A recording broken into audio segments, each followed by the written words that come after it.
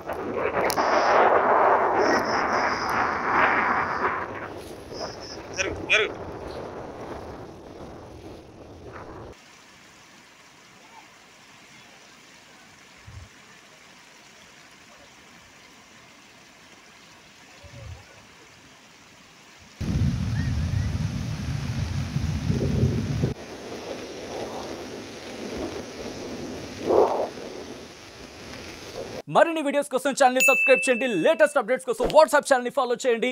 And link description లో ఉంది.